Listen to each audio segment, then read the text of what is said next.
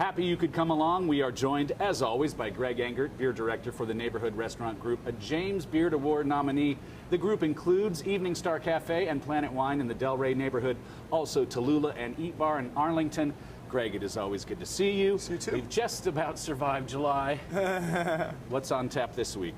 This week we have a really great new sour ale that's hitting the shelves in our area. It's from Jolly Pumpkin in Michigan. I've always said, Ron Jeffries and his crew out there has been doing sour oak-aged blended beer since long before it was cool, let alone profitable. And so that's always, he was ahead of the curve for sure due to passion, and he's still making some of the most exciting sours in the United States.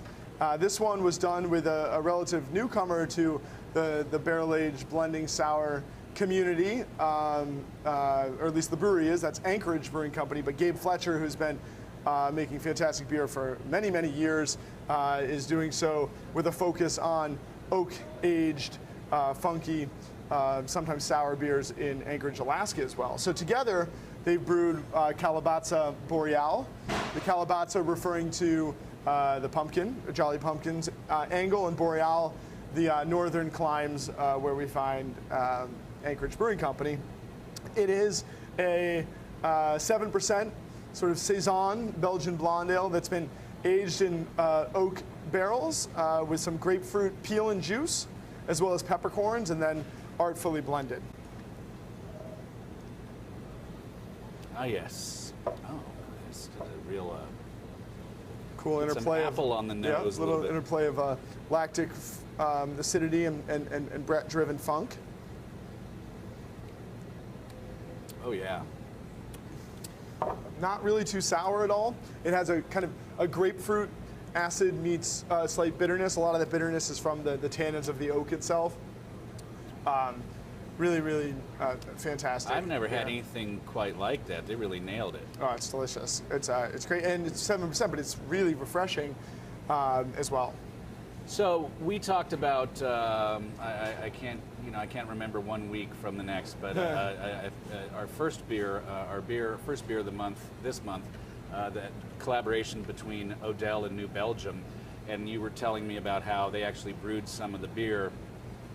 Or they brewed the beer. They each brewed beer, and then they brought it together at their separate breweries. How do these guys do it? Because they're not down the road from each other. Right. Yeah. And even with Odell and New Belgium, they just each brewed like kind of their own different versions of the beer. But it was easy for each to go to each brewery and do it. Interestingly enough, this beer has been made at both breweries, and just basically, they come up. You can come up with the recipe and then just brew it on at your own places. So this is the one that comes from Jolly Pumpkin in Michigan, but Gabe Fletcher at Anchorage also did a version as well. Same base principle, but it'll always be a little different, especially when oak barrels are involved. I've actually not had the Anchorage brewed version, but this one, it's the meeting of the minds as manifested in Michigan itself. That's something else. What would you pair it with?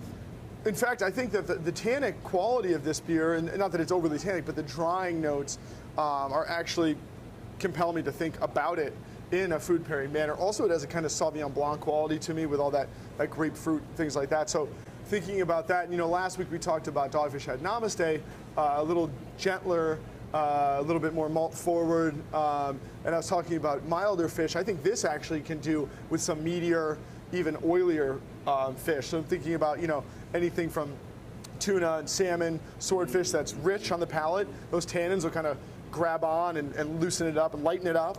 But even further, mackerel, bluefish, herring, those things that real seafood lovers go after. I think this has got enough, a little bit of funk and acidity to really balance the brine and the oil of those fish. And then taking that to the next level, you can think about the brightness here with salads. I'm thinking Caesar salad with boccheron or anchovy and things like that.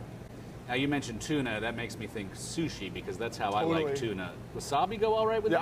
That's what I was just going to say. Yeah, totally. Because that's acid, tannins, wasabi. In fact, anything that's got tang to it. So I'm thinking fresh tomatoes, garlic, heavily garlic foods, cilantro-based foods. I think all works with that kind of mild funk, acidity, tannin, and fruit that we find in the beer. Now, I don't want to throw you a curveball, but August is almost here. We're now 7 months through the year, just 5 months to go.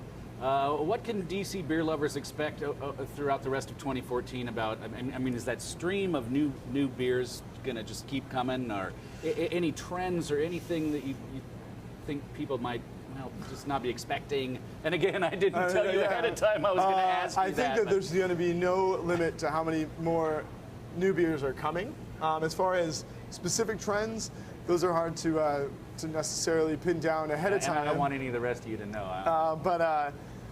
You know, I think what's going to certainly continue is just the huge outpouring. But I will actually, you know, it's interesting. I think that if ever there were a time for the newer beers to slow down, it might actually be the fall and winter, because we're almost at pumpkin beer season, which they're already starting. About that too. You know, so it's coming up. So, you know, in place of some of the more like, oh, look at this, check out this new spring, summer release or things like that, that might kind of actually mellow a bit as the winter and fall beers start to roll out in heavy volumes on the shelf. So I never really thought about it like that. The first half of every year is actually more rife with the new and the occasional, whereas the second half kind of goes back to the old faithful seasonals in many ways. All right, interesting. Greg, thank you as always. Thank you. Everyone, please always do drink responsibly, and be sure to bring your thirst next time for another Beer of the Week.